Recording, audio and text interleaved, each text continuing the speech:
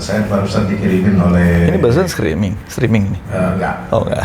Dikirimin barusan ini. Oh. Jam 16.54 dikirim oleh Kiai Muhyiddin Junaidi. Oh, Masya Allah. Link YouTube judulnya Syria News Live. HTS makes new peace offer to Israel. Yeah. Di captionnya tulis begini, apakah ini kelompok yang mengatasnamakan Islam? Mereka bebaskan Syria dari asap dengan teriakan Allahu Akbar. Kemudian mereka berikan kesempatan Israel menghabisi kemampuan senjata dan kekuatan militer Syria. Itu tuduhan itu, yang serangan pos-pos militer Suriah. Nanti tolong dijawab, ya, apakah itu karena faktor HTS atau karena bocoran dari Assad nih? Itu banyak yang bertanya. Lebih dari itu, mereka serahkan tanah Syria pada Israel yang telah menggenosida keluarga Gaza. Ini komentarnya Buya Muhyiddin? Ya. Oh, oke. Inikah yang dibanggakan beberapa tokoh Islam karena berhasil memerangi Syiah dengan pemenggalan dan bom bunuh diri? Inilah sebenarnya yang dinamakan Islam Zionis itu. Ajarannya hasil editan Amerika dan Zionis sejak ribuan tahun lalu. Amerika sempurnakan editan itu seratusan tahun belakangan ini. Gimana menjawabnya nih? Silakan. Dua-duanya deh, boleh. Ya. Komentar.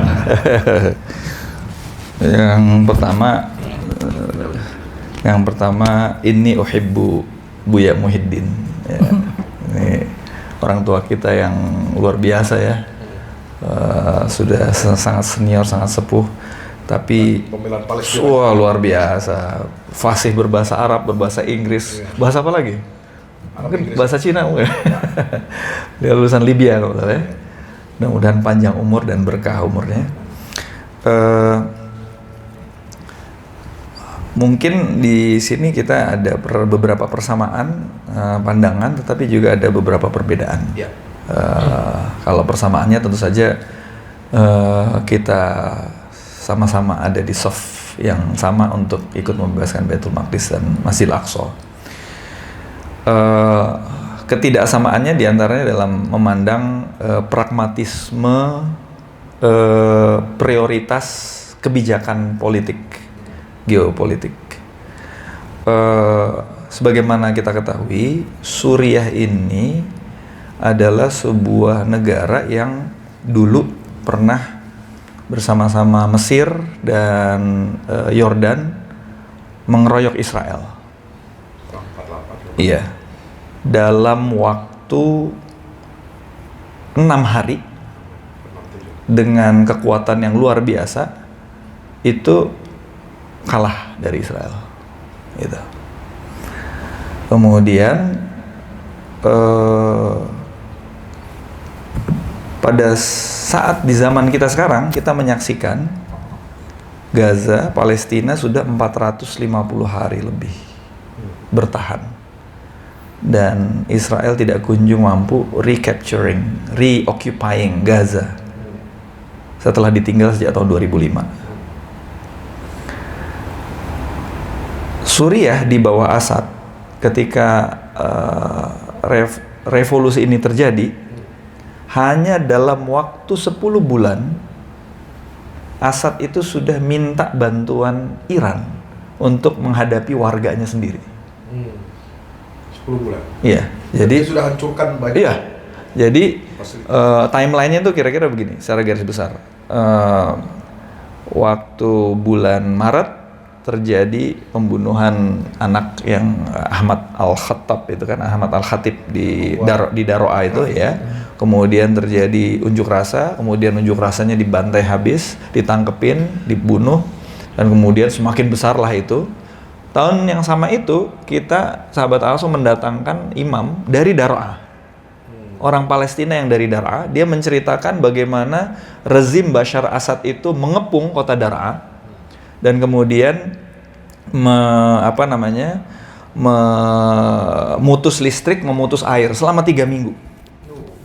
Jadi waktu itu belum terjadi ke yang lain-lain, baru di situ aja, baru di Daro'a aja. Jadi nampaknya Bashar Assad dan para penasehat di sekitarnya itu ingin menerapkan metode yang dilakukan oleh bapaknya tahun 82 di Hama, ya, ketika terjadi pembantaian Hama. Tapi dia lupa bahwa ini udah eranya media sosial. Semua kejahatan kemanusiaan langsung bisa diketahui oleh dunia internasional. Nah, kemudian waktu itu dari hasil wawancara saya dengan Syekh Utsama Rifai, setelah kejadian di Daraa itu, Syekh Utsama Rifai menemui Bashar Assad. Oh, sempat ya? Iya, sempat. Beliau menasehati Bashar Assad supaya ini tidak berkembang kemana-mana. Kamu datang ke Daraa, takziah ke korban. Itu yang diminta oleh Syekh Utsama Rifai kepada Bashar Assad. Bashar Assad menolak, dan kemudian saya mengutus kamu untuk ke Daraa, gitu. Mengutus Syekh Utsama Rifai. Jadi Syekh Utsama Rifai kemudian ke Daraa, balik ke Damaskus membawa 17 tuntutan dari rakyat. Sebenarnya tuntutan itu menurut Syekh Utsama sangat wajar tuntutan itu.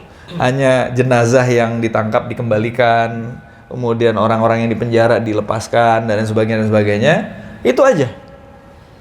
Tapi ditolak oleh Ada Bashar. tuntutan supaya Nggak ada, belum ada tuntutan untuk mundur waktu itu.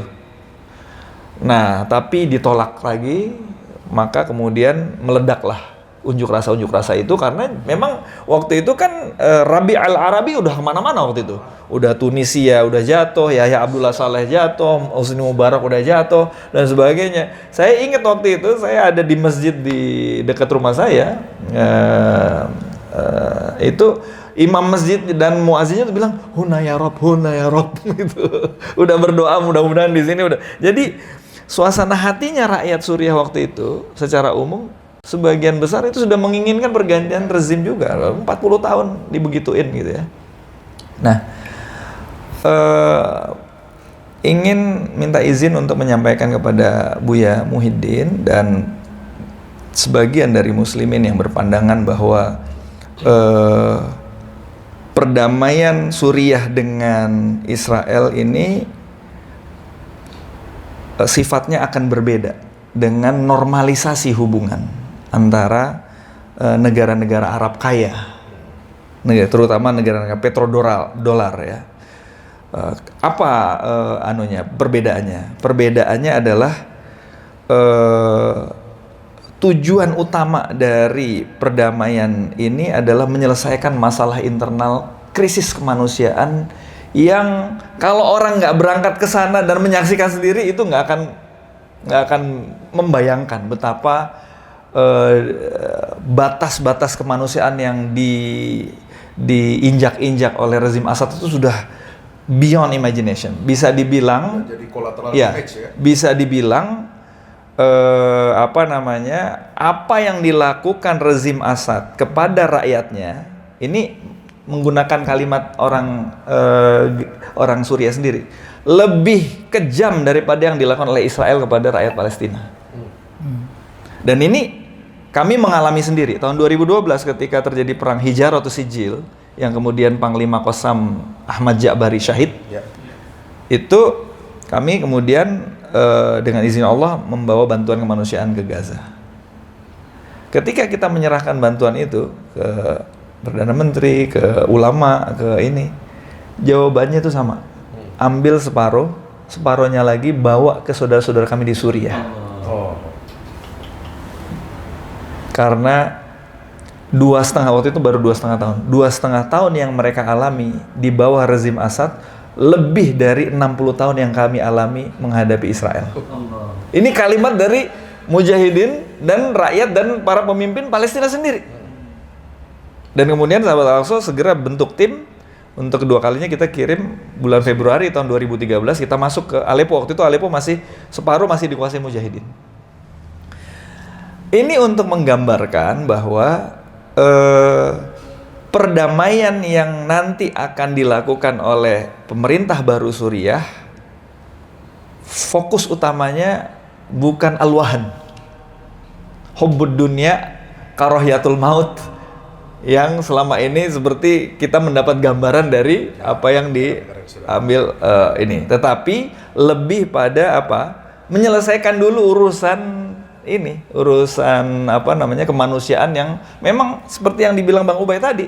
Bayangkan kalau misalnya ini tidak diambil, hudna ini tidak diambil, maka yang terjadi. Nah, cuman bagian dari yang tricky-nya itu adalah kalau misalnya dua hal. Satu, normalisasi ini akan menuntut perjanjian damai ini akan menuntut Suriah kemudian misalnya seperti yang dilakukan oleh Mesir, bahwa kalau Mesir itu sudah masuk dalam dustur, Camp David itu kan masuk dalam dusturnya Mesir itu, bahwa musuhnya Israel adalah musuhnya Mesir juga kan gitu, kawannya Israel adalah kawannya Mesir juga kan udah sampai tahap itu. Bahkan sikap Presiden Abdul Fattah Sisi itu sampai membuat dia lebih populer dari Netanyahu di Israel dibandingkan itu. Itu akan tricky kalau sampai kayak gitu. Yang kedua, kalau perjanjian damai itu membuka akses bagi intelijen Israel untuk secara resmi beroperasi di Suriah. Kalau itu sampai terjadi, maka itu menjadi suatu titik lemah. Tetapi untuk mengatakan bahwa saudara kita yang sedang berjuang menyingkirkan kezoliman dan kemudian menegakkan keadilan di Suriah sebagai Islam Zionis, itu sangat jauh. Itu jauh panggang dari api kalau kita baca track record yang selama ini ada. Yang kedua, ada faktor Turki yang selama 13 tahun terakhir itu mengembangkan sebuah hubungan politik yang meskipun memang ada hubungan itu dengan Israel yang sangat berbeda dengan Turki yang 70 tahun sebelumnya. Yang mari kita saksikan perkembangan berikutnya yang sangat menarik. Tetapi saya mungkin nanti orang akan marah mendengar kalimat pertama ini. Saya termasuk yang akan menganggap dan menerima positif perjanjian Hudna.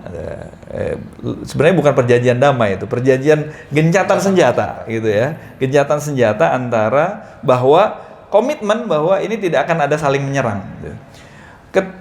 Kemudian yang kedua, yang terakhir ada tadi yang terlewat, ada satu noktah penting yang terlewat dari pengamatan banyak orang yang buru-buru mengatakan bahwa pemerintah Suriah baru ini adalah antek Amerika dan Israel. Apa itu? Kekuatan Israel yang tahun 67 itu bisa menaklukkan kekuatan Suriah, Mesir, dan Yordan secara sekaligus. Kita bisa membayangkan kekuatan yang seperti itu, kalau betul dia mengendalikan operasi ini, maka ketika Damaskus jatuh dan Bashar Assad itu udah kabur, itu Israel udah ada di mana-mana itu. Nggak mungkin seperti sekarang ini. Tetapi yang kita lihat gerakan militer yang dilakukan oleh Israel itu gerakan orang yang panik. Ada dua hal yang sangat vital untuk dilakukan oleh Israel untuk mengamankan kepentingan nasionalnya ketika Bashar Assad jatuh. Yang pertama, perbatasan di luar Golan itu harus diamankan. Makanya dia masuk sampai Quneitra. Tapi coba Qunetranya nggak diambil. Ya, coba kita ikutin beritanya sampai sekarang. Kan nggak ada gerakan apa-apa lagi. Kenapa? Ya. Karena dia tahu ada kekuatan besar lain di belakang HTS atau di belakang Mujahidin ini yang nggak main-main ini kekuatannya. Dalam hal ini Turki. Ya. Gitu. Ya, tadi saya bilang kan, siapa yang berhadapan dengan HTS akan berhadapan dengan Iya, betul. Yang kedua, kepentingan dia adalah menghancurkan alutsista peninggalan rezim Assad supaya jangan sampai jatuh ke tangan Mujahidin. Alat khusus strategis militer milik Assad. Yang kita berani menyatakan itu sebenarnya udah nggak ada. Kenapa nggak ada? Seperti saya bilang tadi, 10 bulan sesudah terjadinya Sauroh, dia sudah minta tolong Iran. Itu artinya sejak 10 bulan pertama terjadi Sauroh sampai kemarin jatuh, sebenarnya Bashar Assad itu tinggal kepalanya doang. Real yang berkuasa di bawah itu adalah Iran dan Rusia. Jadi badan, kaki, tangannya Rusia. Sudah nggak ada itu. Yang namanya angkatan bersenjatanya Suriah itu sebenarnya sudah nggak ada, udah selesai. Gitu. Kenapa? Ya itu buktinya. Untuk menangani masalahnya sendiri itu kan, kalau pemerintah yang betul-betul hadir untuk welfare atau kesejahteraan rakyatnya, untuk ini kan dia akan deal dengan, meskipun misalnya dengan tangan besi sekalipun gitu kan, dia tidak harus membumi hanguskan kota-kotanya sendiri kan. Itu kan membumi hanguskan kota-kota sendiri karena warganya nggak mau milih dia, itu kan sikap pemimpin atau penguasa yang sudah panik kan sebenarnya kan, sudah kehilangan akal sebagai negarawan sebenarnya. Gitu. Ya, wallahu a'lam bishawab. Kira-kira mudah-mudahan jawaban ini bisa sedikit menenangkan hati Buya Muhyiddin. Kalaupun tidak, ya memang tetap harus ada yang kritis. Gitu. Tetap harus ada yang kritis.